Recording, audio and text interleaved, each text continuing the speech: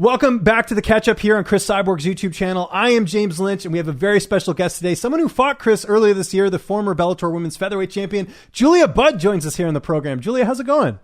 It's going good. How are you? I'm doing great. It's good to catch up with you. Really appreciative of you coming on here and being the replacement. Cris, for those who don't know, is in Brazil right now. So we're going to be doing the co-hosting rotation, I should say, for the next little bit. But before we get into everything with Julia here, I just want to remind our audience to make sure you subscribe on YouTube, hit that like button. Really appreciate all the support. Now, Julia, you were in Connecticut last week for Bellator. Lance Gibson Jr. was supposed to be fighting Shane Crutchin. The fight's off due to COVID. I wanted to know, when did you guys find out? Because you guys already went down there, did everything getting ready, and then the fight's off. Oh, God, I know. It was basically Monday morning. We found out last Monday morning. We got to Connecticut super late on Saturday night. We're there for a full day, trained, in the room, obviously, because we were quarantined. And then first thing Monday morning, we got told that the fight was off because Shane's wife got tested COVID positive. So we were just devastated, and and then it was kind of like a whirlwind just getting home after that. But we were down there, we were ready to go, and it sucked for sure. No, that's crazy. And by the way, Shane's wife is a fighter, Rena Norville. She fights in LFA, so I don't know if people know that. Maybe who knows how she got it there, but that's unfortunate. Were they trying to find a replacement? I guess it's probably tough during COVID times, right? Super tough, and there's such like the testing's so strict, and so not really. And but again, just hopefully we got our fingers crossed that he'll be on the December 10th Bellator card. That's the last one of the year, and we're just really hoping that he gets on that card. So staying ready, and we'll be basically out of quarantine for like 4 days, and then we'll be flying back to Connecticut. So it'll be a lot of quarantining, but it'll be worth it. Probably not Shane Crutchin, though, because that fight seems cursed. I know. That's exactly what they said. They're like, oh, We're good. Yeah, we'll find something different. You mentioned it being a whirlwind to get home. Yeah, I haven't even gone to the States since COVID started. And by the way, Julia and I, for those who don't know, we live in the same province, so in Canada, so it's very tough to go travel, but obviously essential work being fighting. How tough was it to get home? Did you have to take connecting flights, or how did that all work? Yeah, they got to get 3 flights home. 3 flights there, 3 flights home, and the flights are pretty packed because there's not a lot of flights going. So that was one thing that's kind of a little bit. No one's checking temperatures either. Like, it's kind of just like, you're just hoping that you don't. It's a risk that you take flying and doing this during this time, but it's worth it. We always kind of weigh it out, and we have, but. It's a bit of a gong show getting home for sure. Now, the card itself was really good, Bellator 253. I don't know if you caught it, but the main event, AJ Mckee, this is what everyone's talking about here. This kid is unbelievable. I shouldn't call him kid. He's in like his mid-20s now, but just an incredible performance, getting that first-round submission over Darrion Caldwell. What did you think of that performance? Because I was blown away. I think this kid looks like the real deal. Yeah, it was incredible. I think that, I would definitely not be surprised if he wins the tournament. So that was awesome. I couldn't believe that he pulled that off. Like, that was something that you rarely see. And we definitely watched, and it was very impressive. What would you call what he did? I mean, you're more of a technical person than I am when it comes to the analysis, but like, what would you, because it was it's kind of like his arm was underneath, and he was kind of doing it was just very odd. Like, what would you call that in jiu-jitsu? Well, I thought it was like a neck crank. Yeah. It was like a neck crank, and but yeah, it was that's what I would have called it. But it for sure. I mentioned British Columbia. Another BC native was on that card. Jeremy Kennedy got a pretty dominant win over Matt Bissett. I'm assuming you didn't get to see Jeremy because of all the quarantine stuff, right? We kind of passing by, said hi a few times, but yeah, we were everyone kind of stays apart because it's so, you don't want you don't want anybody to come into too close contact with, just in case. But he had an impressive win. His wrestling looked really dominant, so that was good. I'm happy for him. And it must be cool for you as well, because you've been one of the Canadians under the roster for a long time, and now they're bringing a lot more over, including Jeremy. And Jeremy's one of those guys that I think the UFC kind of missed the boat on. I mean, he only had the one loss to Volkanovski in the organization, who's now the champion. I think this is one of Bellator's best signings. It certainly looked that way in that win over Matt Bissett. Yeah, no, definitely. He looked great. A really good showing. So that was awesome for him. And then also last week we had Kayla Harrison. This was kind of unexpected, getting to fight for Invicta, a promotion I know you fought for, at 145, which makes things very interesting. Julia, I'm sure you saw that and were like, oh, that's interesting. Her moving down a weight class. Of course, she fights at lightweight for PFL.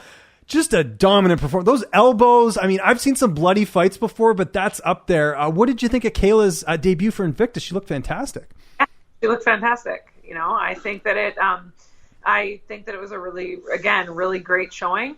And it would be interesting to see where she goes. If she stays with PFL, I think that they're going to start back next year, but or if she comes over to Bellator with all the 145ers. Well, that's just it. That sort of piqued my interest there. Now, I know Ariel Helwani came out and said that, well, I guess with her contract with PFL, she can only take fights with promotions where, they're not big promotions. So Bellator's out, UFC's out.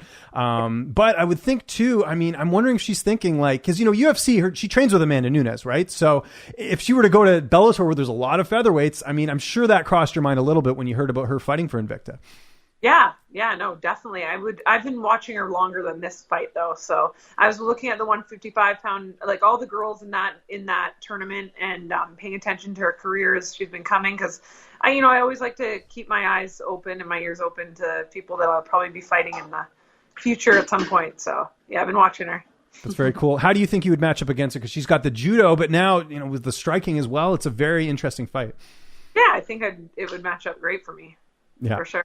Okay, that's good. We also had UFC 255 over the weekend, the big women's fight on there. Valentina Shevchenko getting the win over Jennifer Maia. I know, some of the talk was obviously how, that second round, Jennifer Maia actually did quite well, but what was your takeaway from Valentina's performance? I thought pretty dominant overall.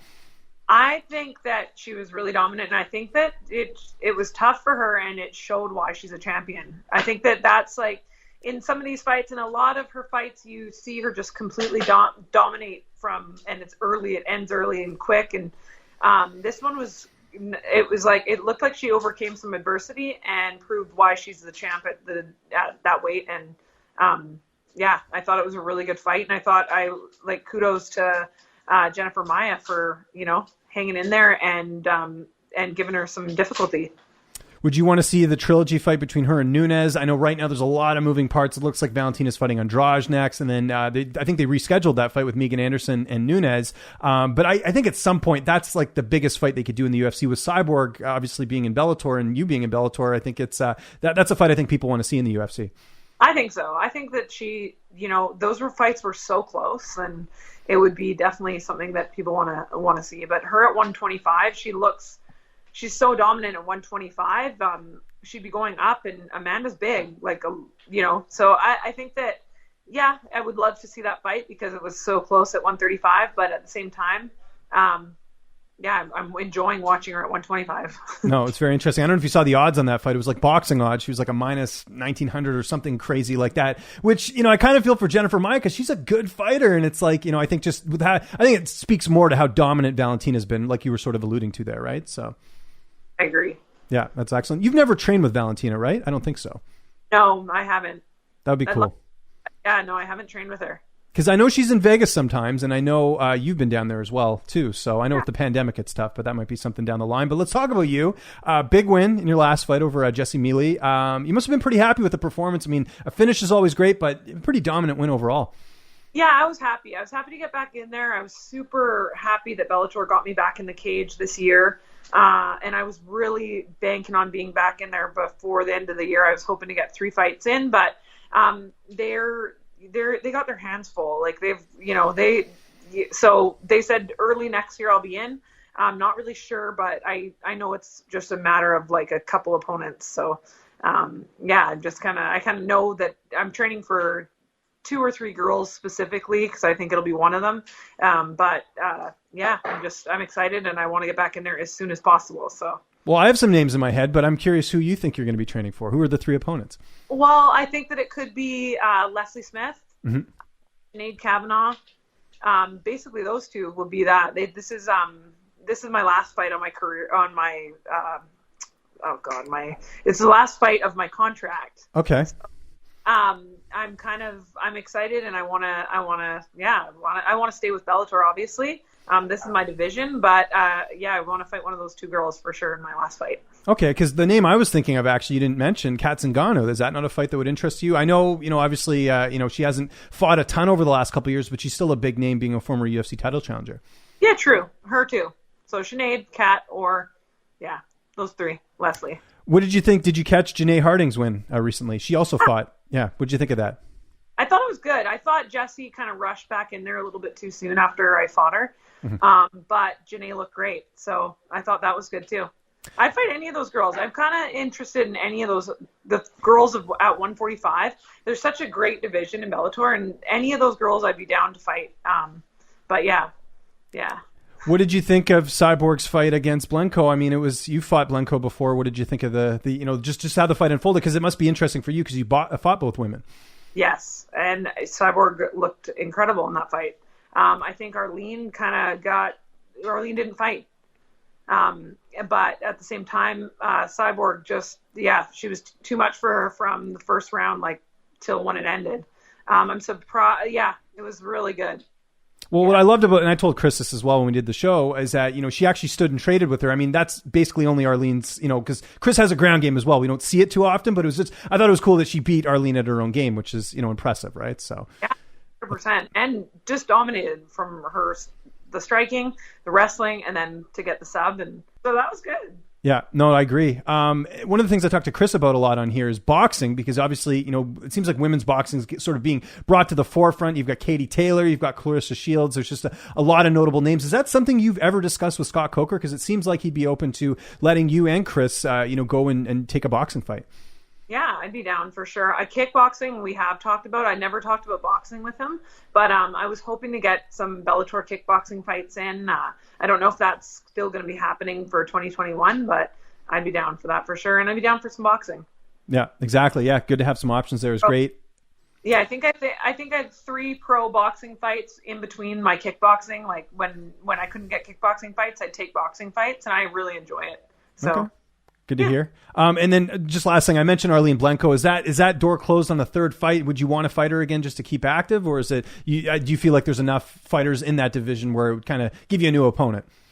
That's what I was kind of saying when I was saying Leslie or Sinead or Kat or Janay, like any of those girls. I think the door is closed for Arlene. I think that depending on how that fight went with her and Cyborg, maybe. But at the same time, I've got 2 wins over her, so it's not really a fight that interests me at this point.